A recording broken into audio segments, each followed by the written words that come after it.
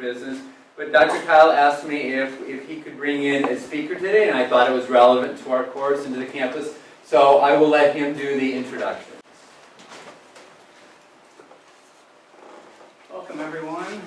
We may have some stragglers. This event we've opened up and made it advertised it across our campus. My name is Eric Kyle. I'm in faculty in the theology program, so one of your two theology classes might be with me, and I'm also director of service learning. And I don't know if you know this, but we have a very vibrant and active service learning program here on our campus where we try to integrate service learning, which is projects in the community with nonprofit organizations, government organizations, things like that, in with your learning, in with your classes, so that the projects you do in your classes also are contributing to the community.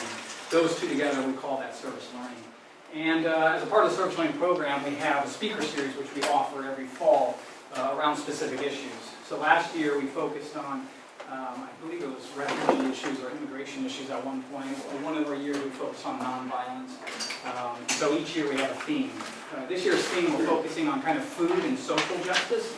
So looking at how do we produce foods, how do we sell them, and what's the impact of them? How do you sustain what we're going to hear about today, a profitable business in the food industry, and issues like that. So I've given you handouts on our speaker series. Our next speaker is going to be about a month from today, and Dr. Lamata, who's sitting in the back joining us, is going to be talking about genetically modified foods. So you hear a lot about GMOs. Is this good for us? Is this bad for us? What's the nutritional impact for us? Why are we doing this? How did it get started? Those types of things Dr. Lamata is going to be talking about. So the dates and where they're going to be held are on there. So I encourage you to let people know and kind of help us advertise that. This program, or this series, is also part of something called a common theme. Have any of you heard of the common theme? Common reading? Is that? No? So some colleges have what they call common reading or common theme, where they try to have reading or some kind of, in many campuses, it's like a book that everyone tries to read together. Faculty, staff, students, administration, and then we try to integrate it into our classes. This year, College of St. Mary has shifted over to a common theme, and this year's theme is food and culture. So you may hear in some of your classes this kind of theme coming up in your classes. And the speaker series kind of fits in with this more common theme. And try to do community across the campus. So just a little bit of background on that. But today, we're very, very fortunate and very excited to have Kelly Johnson, who's with us from Mcfosters Natural Kind Grill. Who's eating at Mcfosters? Okay, so a couple people. It's located, I'm sure she'll tell you where it is. You have coupons there to go and visit. But it's kind of a whole healthy foods. They offer vegetarian options as well as their vegan options and other organic options. Try to buy from locally owned or local businesses, local farms and things like that as a part of their business. And so one of the things that we want to learn about and ask for them is how do you run a business when you're engaged in kind of healthy whole foods industry, and what does that kind of business look like? So if you'll join me in welcoming Kelly to talk to us a little more about the process. Thank you.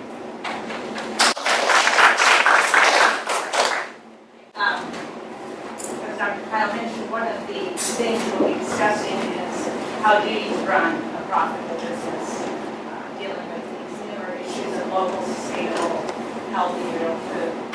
And it's really difficult, actually. So I'll just start with the history of Mcfosters and how I came in to be a part of that history, and then just kind of go straight forward toward the business side of this and how that fits in with sustainable agriculture. All right? And let's see. So, to get started, overview, we're going to look a little bit at the history. There's quite a long and very colorful history of Mcfosters. We've been around for 19 years. We opened in 1994.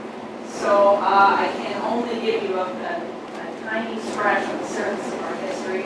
Talk a little bit about our long-term vision as new owners. We bought the place a year ago from the previous owners who actually are still involved, very much involved. The present situation, I think I retitled that slide, so I'll just bring you up to date as to what we've done in the last year, and then kind of let you give you a little insight into how we went from this neat, dreamy sort of idea of providing whole foods and healthy eating and this really cool environment to coming down to finding out it really is all about numbers if we're going to make this work. And and then how Mcfosters is different than, say, other restaurant businesses in how we have to analyze those numbers. Okay, so the beginning of Mcfosters' history goes way before Mcfosters. It's a really neat, old-style, Tudor-style castle building on 30 acres of Barnum Street. Still very much has this look, only these garage doors here, where cars used to drive in and be serviced in this building, are now walls with windows on this side where we have a nice dining room. And this side is all walled over because that's where our kitchen is, but we also have a back dining room. And there is an entire upstairs up there. We have a venue up there where we have music and meetings and events similar to this happening in our upstairs a lot. So Mcfosters looks a little different. I didn't have any really great full pictures, but that's where the bays used to be on the right side where there are where the kitchen now. That was about a little over a year ago. That's myself, my husband, my 2 children, Cora and Lillian. My husband's name is Chris, and I'm sure he did shave his beard since then. So, and then on the left side is Mary and Tom. Tom Foster and Mary McGranahan are the original owners. They had this idea many years ago. In 1994, they opened Mcfosters after having tried a couple of smaller health food kitchens. They had got the right property. This was definitely the right property for this. And they started something that Omaha really had never seen before. In the middle of beef and corn country, they started serving organic vegetarian food with very little meat offerings on the menu. And I was around when that started.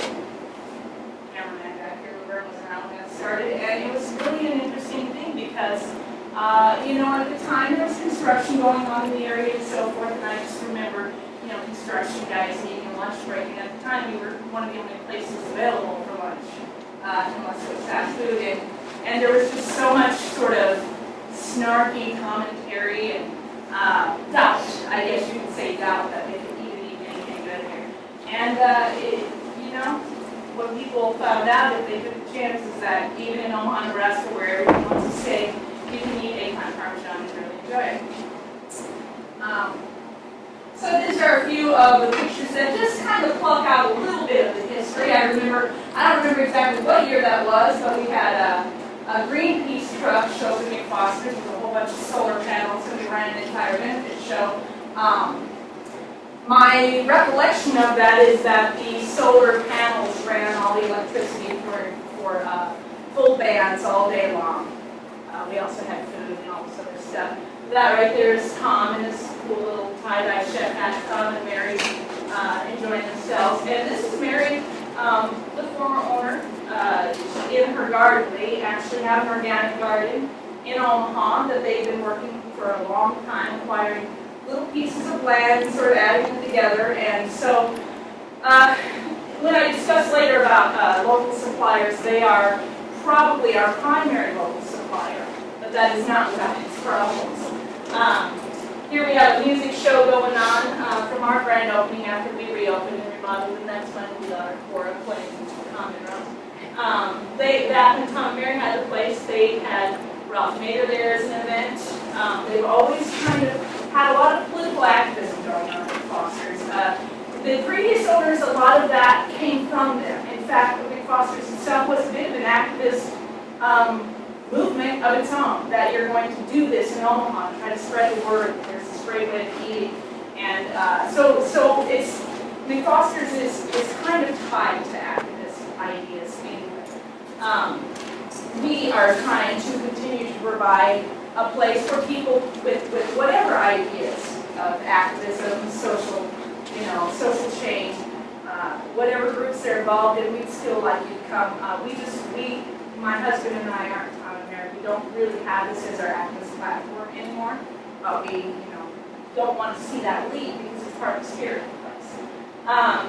Our newest chef in training actually took that picture of the building months before he ever came in to apply. It's just an interesting place, an interesting building.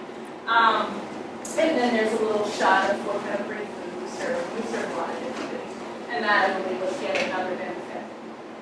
So, a lot of history, but in 2012, July, we purchased the place. We've been discussing the Crown here since February of 2012 that we would really like to try our hand at this business. They were about to close. They had a business model that really, truly is not workable, not for the long term. It's amazing that it did last as long as it did.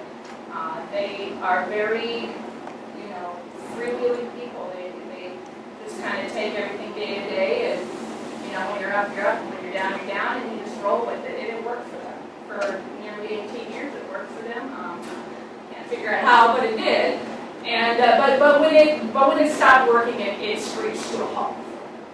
And it was a matter of trying to find a way that we would want to keep the spirit of everything they did alive, yet we would have to change the business model, or it's gone completely. So we discussed for probably the better part of 6 months until we came to an understanding of how we wanted to do things, how things would change, how things would stay the same, and that's kind of where we were. So my husband and I completely changed our lives around, jumping off the cliff is the only way to put it, and dived into this thing. Now I helped open Mcfosters. I worked there for several years. I cooked, I waited tables, I trained servers, all these things as I was going through college. And as I made my way through college, I got more and more out of restaurants. Of course, a lot of us will see our way through college with restaurants. So that's basically what I did. And I started in restaurants when I was 14 years old. So this was one of the last restaurants I worked at, but I did stay there for a good long time. And I loved it more than I loved any other place. I never wanted to own a restaurant, except I always wanted Mcfosters. So after a year of building infrastructure and patching parachutes, and what I mean by that is the business model that the previous owners used was day by day. They were sole proprietors. That means that their money is the store's money. The store's money is their money. And it's kind of all combined. It's all personal property type stuff. We changed the business model. We are an LLC, limited liability corporation. I don't want to get into all the differences in that because my husband understands that a lot more than I do. But so we kind of divided our store from our home life, and we are employees of this corporation. So that there's a paycheck and everything's logged very carefully. So that's when I say building infrastructure, it's logging everything. It's inventory. It's week-to-week cost analysis. It's paying very close attention to payroll, cleaning supplies. I mean, every little thing has got to be logged. Every dash of pepper costs money. So if you don't pay attention to those things, you find yourself 18 years later. No chance of it. So that's one thing. We've been really chasing a lot of problems, a lot of maintenance problems, a lot of inventory problems, and just simply building paperwork to create a business while running the business with no paperwork. So, and then that's left us in an advertising void because basically any little bit of extra resource we have at this point really is chasing old problems and trying to bring the place up to operating par, and an advertising void. I won't get too much into it, but that creates a lot of problems for the restaurant business. And he says how many people have eaten at Mcfosters, I think 2 hands went up, and most people look as if they've never heard of it. So how many people have heard of Mcfosters before today? 3 or 4 of the non-freshmen. So that's a problem. I mean, this is the time. This is now. Everybody's eating healthy and organic and interested in sustainable agriculture. Mcfosters has been here for 19 years, and the majority of this room has never heard of it. So the advertising void is a problem. Just for the record, I've heard amazing things about the restaurant. The only reason I haven't been there yet is because I live all the way out on 168th Main Road. You just haven't been there. Working on it. But we will. We will. We're working on that. Yeah, so that is another problem. Omaha's a big spread out city, and this is definitely a midtown cultural sort of experience. But I'm glad to hear you've heard good things. I've heard good things. Okay, so how long before the ideal is reached? Well, first let's talk about what the ideal is. Okay, so our long-term vision is to build on the tradition that Tom and Mary and the original Mcfosters crowd started. We want a place of culture, arts, great eating, sustainable organic agriculture, and to bring more of the ideas that food is medicine. Medicine is food. Kind of ideas that started 19 years ago. We also want to continue to innovate. And last year we innovated a lot of gluten-free because that seems to be an increasing concern, and it's a difficult thing to cook and bake gluten-free. So that's a newer innovation. There was a little bit of that going on. We've increased that dramatically. And we also want to innovate these ideas of local source sustainable agriculture. Where when I talk more about it, I find that's actually a really difficult field to reach. And then we want to restore environment holistic healing by providing a place for great food, social interaction, wellness activities, and immersion in the arts. So we welcome artists to come hang their artwork on our walls. We don't charge a fee or a commission. We allow wellness activities, there's yoga classes, there's other types of things like that that are not from us, but people in the community come to our place to do these types of things. And social interaction, like, so there's a lot of, sort of political groups that like to meet and talk about social issues and so forth.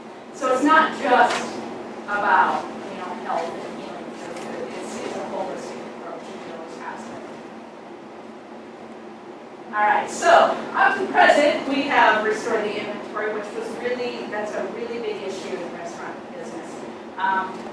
You come in and they ran out of their, signature pie or something.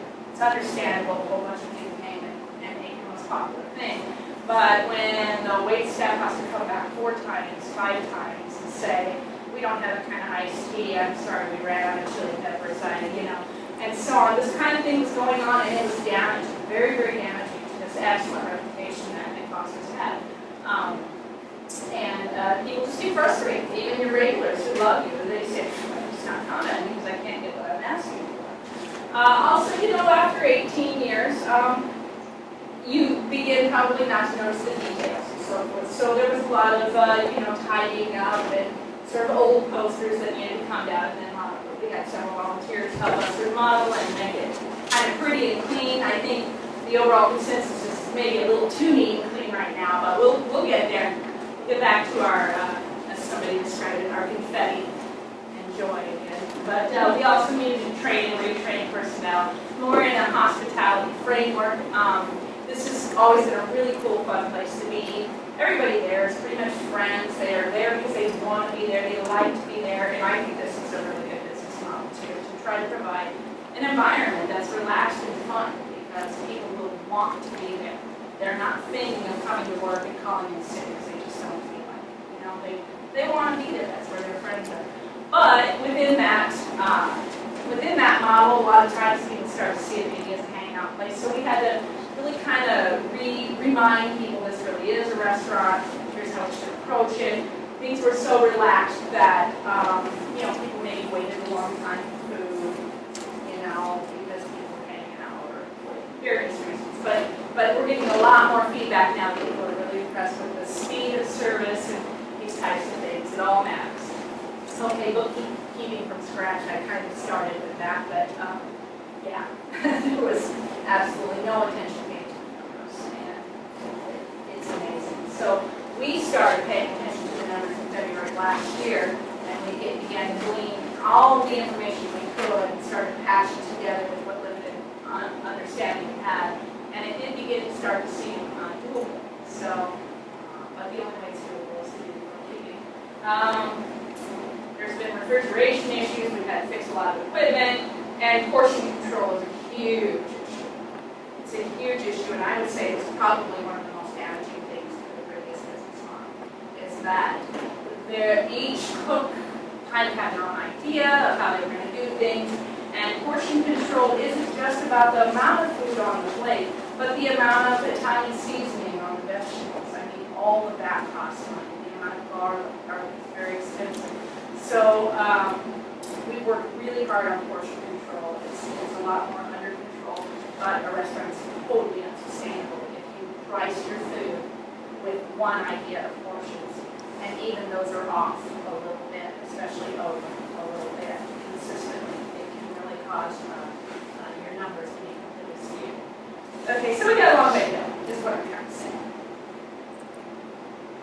All right, so it's all about the numbers. I should have cited this more specifically. I copied this exactly from one of my resources. It's on the last page of the slideshow, but only the numbers can tell you how well or how bad you're doing. They can show you where your problems are. They can give you a target that you know what you can maybe need to tweak to get to those numbers, and how everybody's day-to-day actions impact restaurant success. And again, one of the main actions I can mention right off the top of my head is portion control. Each and every cook might have their own idea of how they think it would be best, taste best, look best, and that's going to impact whether or not I keep this place open. So it's all about the numbers. So I'm going to do a brief rundown of the numbers. There's a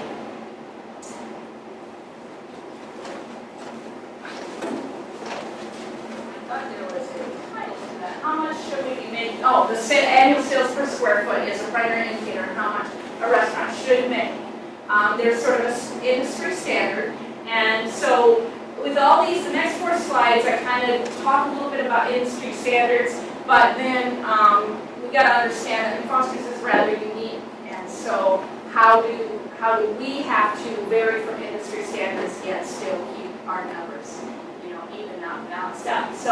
So we do at least need to be moderately profitable. I mean, we're not, I'd love to do this for charity, but I don't have that kind of money. This is our goal for how we make a living in our hospital. So we have to at least make moderate profit, which means that every square foot of dining space in our building should be earning us about $250 to $350 a year.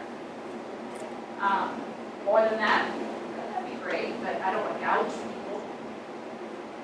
All right, controllable profit is a huge issue. This is your gross profit. Your gross profit is going to be basically the total amount of sales, not counting taxes, subtracting the total amount of food and beverage costs. So you're going to take that gross profit and you're going to subtract controllable expenses. And controllable expenses are going to be things like inventory, or excuse me, payroll. Okay. Let me go get this control.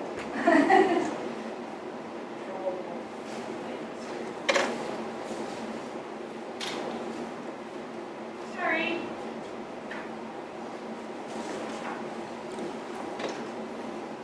Okay, my controllable expenses are going to be my most of my payroll. Direct operating expenses would be things like power, gas, trying to keep the air conditioner turned to a reasonable amount, these types of things. Marketing is a controllable expense. Unfortunately, we don't have much of an expense on that yet, but that also costs money. Music and entertainment, so we invite bands to come in, but we don't get a lot of them because a lot of them want money and we don't have money to pay them. So, but if we did, that would be counted into a controllable expense. And just repairs and maintenance. Now, I don't really see those as controllable expenses in my life at this point because we have to have a refrigerator that works. But that is a controllable expense. You want to you balance between maintenance and breakdown costs. I mean, maintenance is something you can control a little bit as long as you pay over the long term for a maintenance program, then you don't have a sudden breakdown expense in general. So these are controllable. So you take a controllable profit and which is again the total profit minus those expenses, so that's controllable profit. You divide that by the total number of sales, so that is your controllable profit percentage. And basically, your industry standard should be in the 15-20% range. Okay, I don't want to talk a whole lot about how our numbers compare yet, because we're still tweaking a lot of things, and I don't have those right off the top of my head anyway. But without these kind of numbers in the original analysis, we would not have gone forward. Okay, so then we have prime costs. This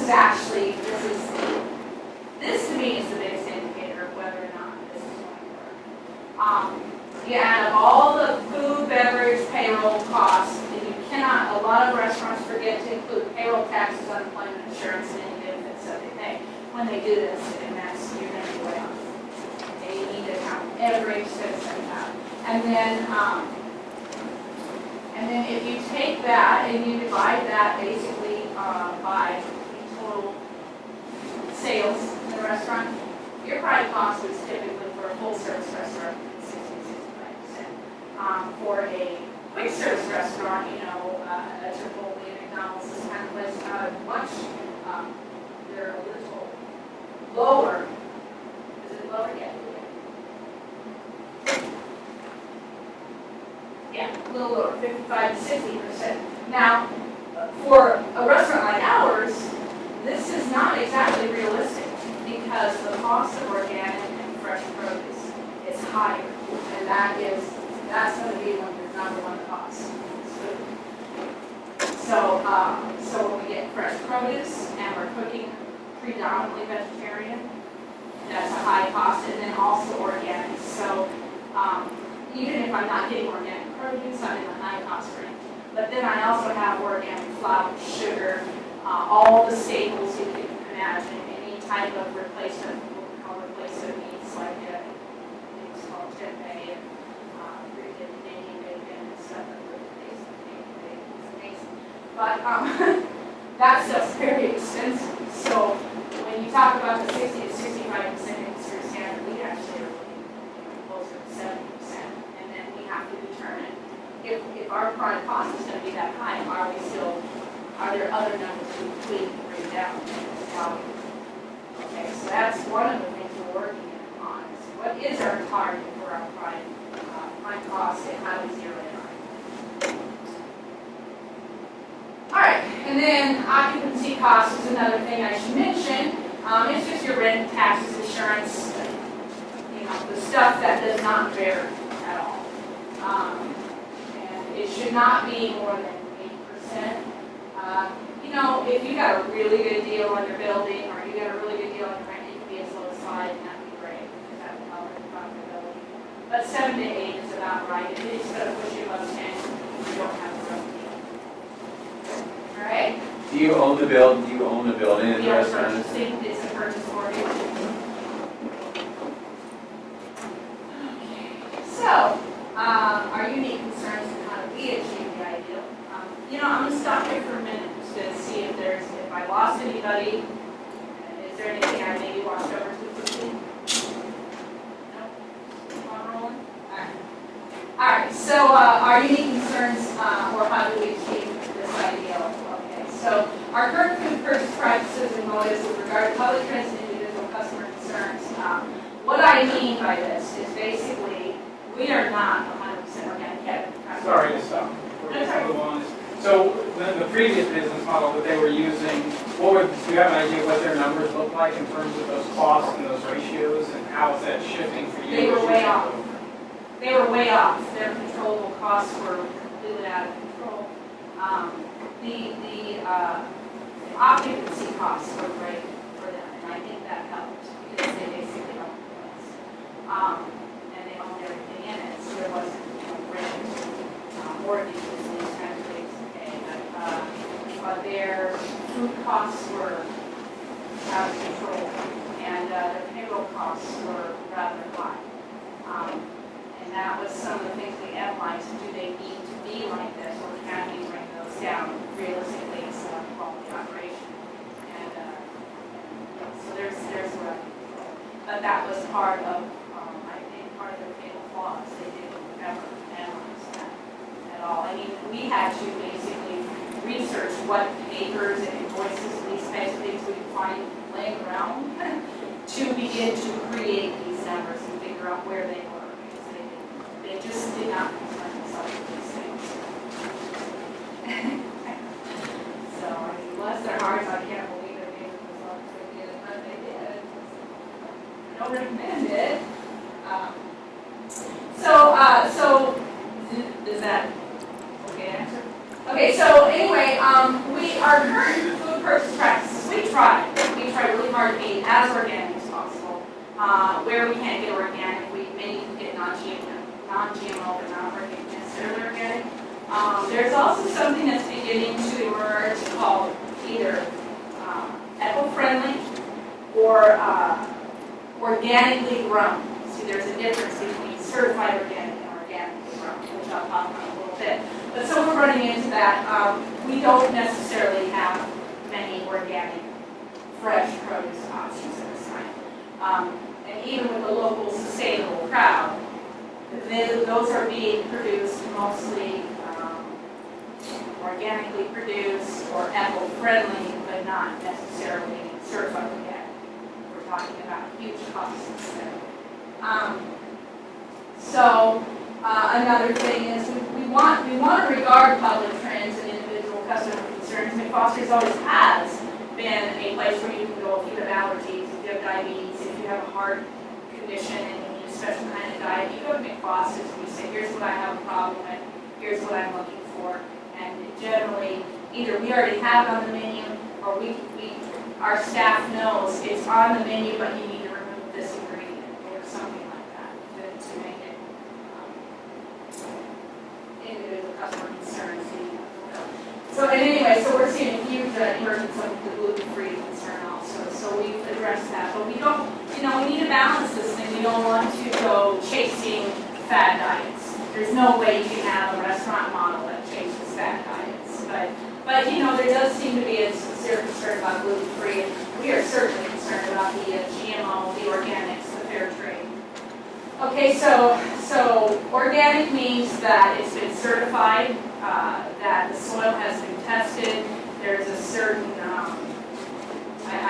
probably know more about this than I do, but there's a certain level of contamination in the soil allowed, which is very close to zero. It hasn't had pesticides or herbicides on it for many years, et cetera, et cetera. So there are all these tests that need to be done in order to be certified organic, and that certification costs the farmers quite a bit of money, which then, of course, just trickles down to the consumer. So we would take on some of that cost as customers. You would take on some of that cost. So organic is difficult. It's very expensive. Eco-friendly tends to be your organic. What's the word I just used? Like organic methods without the actual certification. And that's almost more of a. The people you're getting your produce from. Can you go to their farm and see that they're really not using these chemicals? And what is their reputation? Who's known them for 5, 6, 7 years and knows they have been using these chemicals and so forth? So eco-friendly is one way to go if you can't afford organic, but you take it a chance because they're not certified. There's no oversight. Sustainable is basically, in a nutshell, using foods that are naturally happening at that particular time, that are not damaging our environment. You're not forcing the soil to grow a crop that was never meant to be grown in that soil, for example. It's something you can get back next year. Fair trade, I think that's pretty important to look into, and it's becoming more well known, but that's when you go into tea, coffee, cocoa, these things that come out of the rainforests, and some of these smaller countries that they don't have any, they don't have any slave labor involved, they're not deforesting, there's no deforestation going on around this crop, this type of thing. It's also certification. And then the non-GMO is another type of certification. Now, organic and non-GMO are tied together quite a bit. Anymore, the way I understand the rules is you can't call something organic that has GMO in it. But then there are loopholes, I think, around some of the beer ingredients, and I'm not real well versed in this, but there are loopholes. So even with organic, it can't necessarily guarantee that it's non-GMO, but by and large, that's what we're looking at. But you can have non-GMO that's not organic. Okay, so they're just using seed that hasn't been genetically modified, but they could be using fertilizer to make it grow. Okay, so I say problems with organic and non-GMO, that's not really, it's not really problems, it's just you should be aware. It's not as clear-cut as it sounds. And again, one of the biggest problems for us as a business model is the price.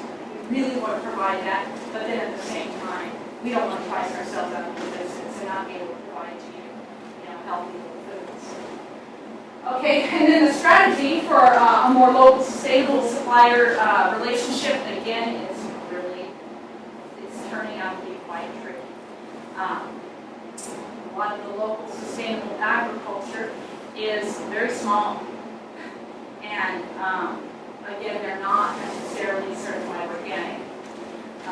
Weather, of course, affects their yield, grasshoppers, all sorts of things affect their yield. And then we're not the only customers.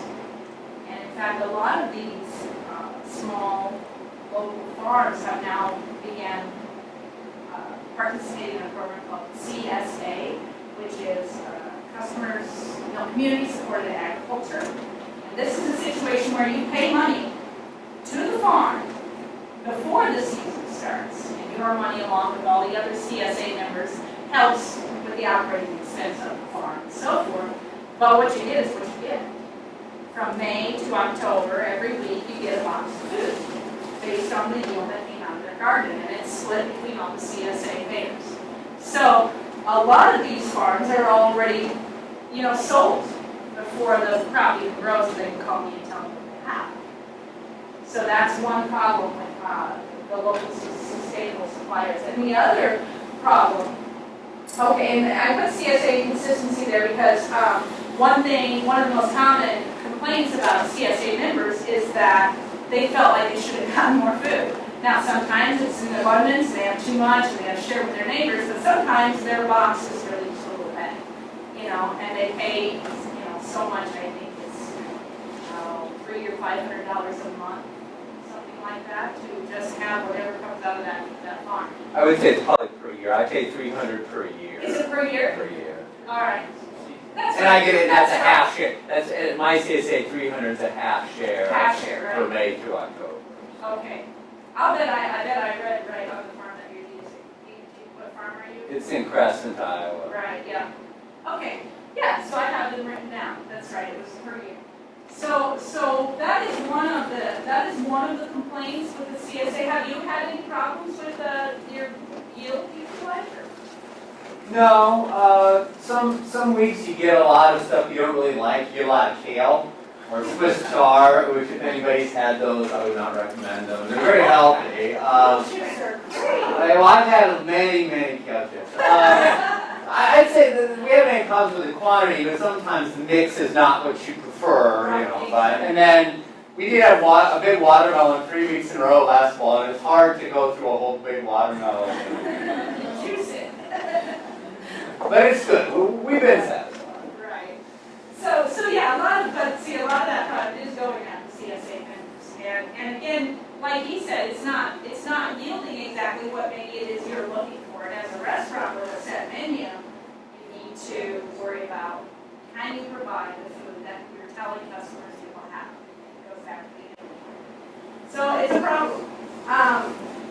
And then if we got really idealistic, we said that is it. We're going all organic, all local sustainable. Well, all organic and local is not exactly possible. Or all organic and regional, maybe. You can start counting Colorado, Kansas, Missouri. Then we could maybe go all organic and regional. But we are not going to be that old Mcfosters that has the $9 to $12 plates anymore. We're going to be Great Bloom, So when you talk about high volume places, there are some high volume places that are cropping up now. When I say high volume, I'm talking quick service, corner of a very busy intersection type places that can actually offer a whole lot of sustainable, grass-fed beef and organic corn and non-GMO, everything, the whole menus. In some of these places, everything is organic and non-GMO and all this stuff. And their prices are reasonable. So you got to ask yourself, well, how come I can't do that at Mcfosters, but they can do that? Well, it's because they're serving 500, 600, 700 people a day. So if your profit margin on a plate is $1, and you only serve 25 of those plates, you make $25 a day. But if you serve 500 of those plates, you've got $500 in that day. It's a huge difference. Volume makes all the difference.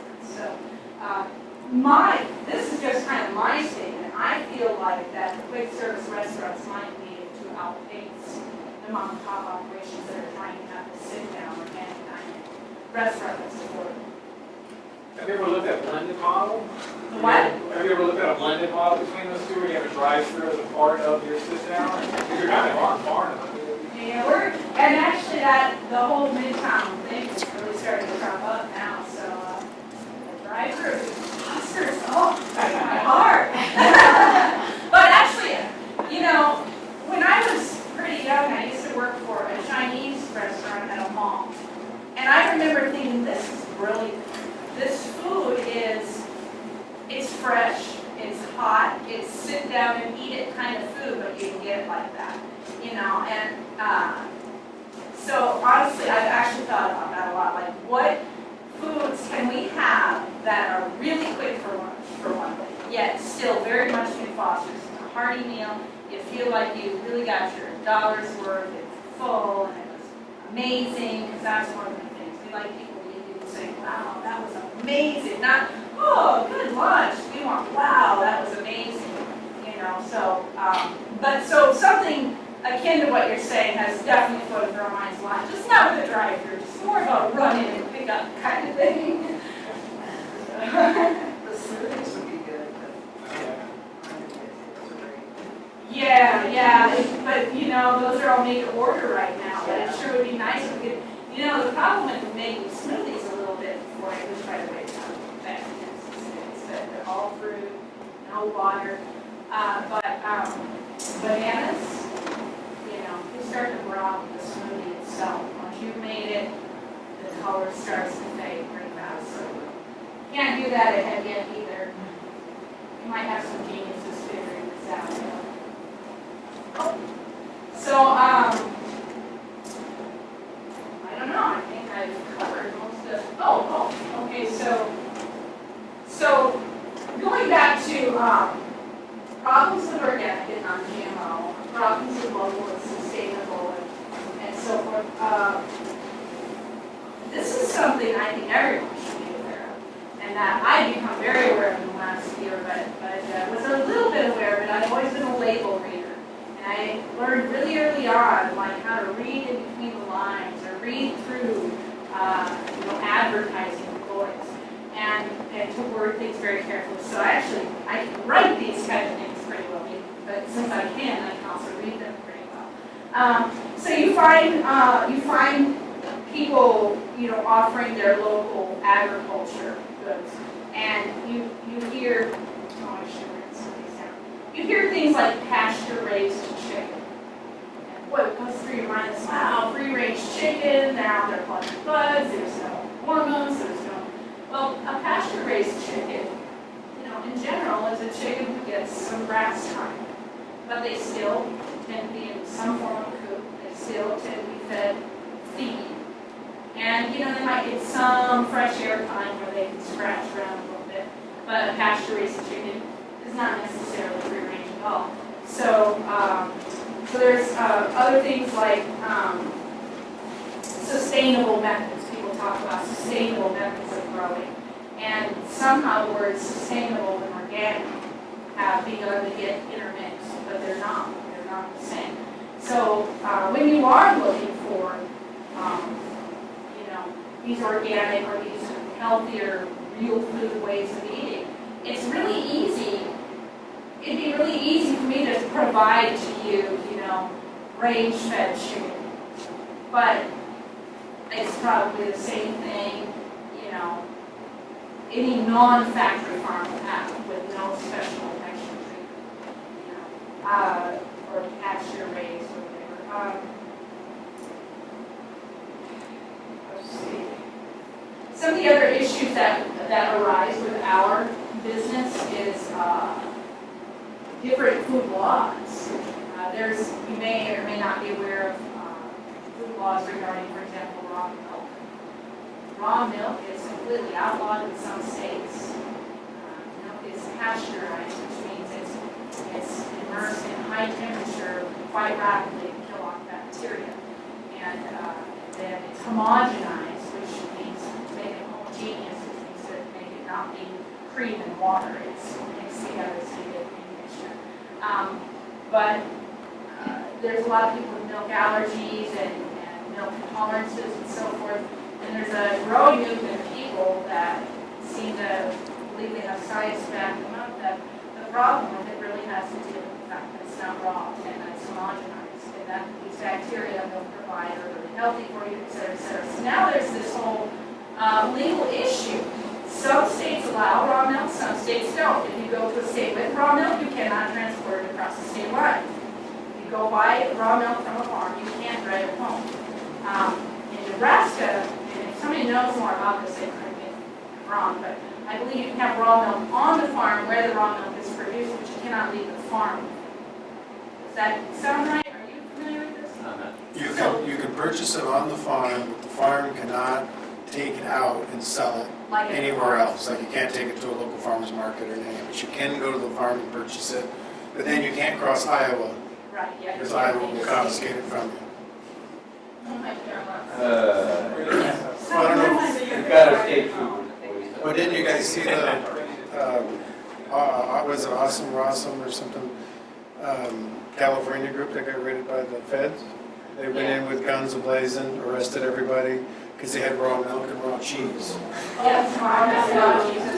So there's all these changing laws. I guess my point in that is there's changing laws and changing ideas about what people believe, what they're concerned with, you know, and where we're going with this. And I really do hope that we're going toward a more sustainable, organic, and eco-friendly way of eating. But in a business model, it has a lot of problems, and I guess that's just kind of the point I was making with that.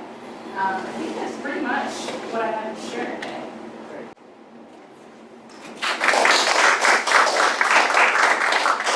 What kind of questions do you have? Comments or just reflections on?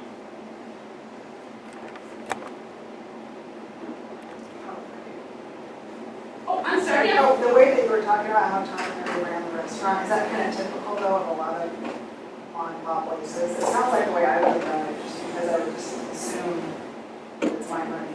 I think you're talking about the sole proprietorship versus the Yeah. LLC. Yes, I think there's a lot of sole proprietorship, absolutely. I do think though that in more successful business models, sole proprietorships even keep a lot better, closer to, you know, Iowa numbers, not quite listed day to day. That would really be, to me, that would be where, if I were to analyze the whole situation, their biggest probably problem was, is that it wasn't a day-to-day attention to numbers. Not so much that it was integrated. Sounds real idealistic though, doesn't it? You just kind of, let's open up our own place and we'll sell burgers, or in this case, organic foods, right? And it's just free flow, but I mean, hopefully what you learn in your business class is attention to the details, to the laws, to is this profitable, can we really float? And we haven't talked about accounting in here yet, ladies, but this is a good example when we get to it of why we do accounting. Because, you know, if we don't know this stuff, bad numbers, I had a boss who once told me bad numbers will kill you every time. And that's basically, you can serve wonderful food and your customers can like you and all that, but if certain numbers are too high and certain numbers are too low, you will not be in business to do that. And so it's, when we get to accounting, we'll probably bring this up again. I have a question. So are your old customers, are they all worried that you're going to turn it into Applebee's or something? I mean, do you get concerned that, oh my gosh, you're trying to make it like every other restaurant now? Absolutely. That was, especially in the first several months, that was a huge concern. And I will say, even especially in November when we poured the place up and painted pretty blue on the walls and took all the little posters down and everything. Yeah, there was really a lot of concern about that. And you know, part of what made Mcfosters what it is all that crazy freewheeling fun that came from the owners, and we're not those people, so it's lost a little bit of that. You know, unfortunately it has, and so some people were very taken back at first, but once they realized we weren't trying to really change anything, we were just trying to actually rescue and maintain something and recreate it for the future, I think people will come around. But yes, it was a huge concern at first. And what she did do to prevent that from really happening is she kept the faces. So like there's a bartender there that works 5 nights a week, he's been there 10 years. And so she kept that face. And so when people came in, they saw that and went, oh, you're still here. So it must not have changed, because if it had, you wouldn't be here. You see what I mean? So even though the walls were changing, there was confidence that, well, the staff is still here. The same faces are still here, the food's the same. Doesn't have the acid art on the wall anymore, but. I may have missed it at the very beginning, but I thought McFosters was closed. We're still here, about a year and a half later. How long ago? Well, they were discussing closing all the way back in February and March of last year. We purchased in July. So we've had it since the middle of July of last year. And then come late November, I think it was Thanksgiving time, we remodeled the whole thing and sort of first story from there, so. I've basically given a word to them to watch that. Maria Louisa brings up a good point. I believe there was an article in the World Herald at one point saying it was maybe going to close or they were having problems. And once that gets out, it gets really hard to get the right information, that you are, that's terrible. Over there, in and business. that kind of That's thing. a really interesting thing that you say too, because as someone has informed me, the press loves chaos and negative reporting. So, yes, it was a big story that McFosters was closing, but there also was an equally big story that McFosters had been purchased by this family with someone who had used to work there and helped open the place, et cetera, et cetera. It got a whole lot less attention. It got no news coverage. I mean, we had a little bit of newspaper, but when they were going to close, it was on the actual nightly news, or the, evening news and the newspaper. It was on Rural Omaha, on KFAB. It was on what? Rural Omaha? Grow Omaha, Yeah, that they were closing? Well, and I have to go talk to those kids. Yeah. I think the credit for all of that media attention is Tom and Mary. Tom has run for mayor multiple times. Tom has run he did hold the NRC board. I've run for OPPD board. So Tom and Mary always fed the TV crews, knew the TV people, and we got in the news more than we ever had by advertising because it was like National Geographic wrote us up and they never write up restaurants. National Geographic called us a world accomplishment because they said bucking the steak trend was the line in the piece, and that's National Geographic writing, of course. But yeah, so he was able to, because it was so weird to have a vegetarian hippie thing in conservative Nebraska, the press always showed up for Tom, and Tom would always give them blown. He could come straight out of a grease pit and do an interview and go straight back into a grease pit. And I think that's why the media showed up for him when he was closing. Well, let's thank you one more time.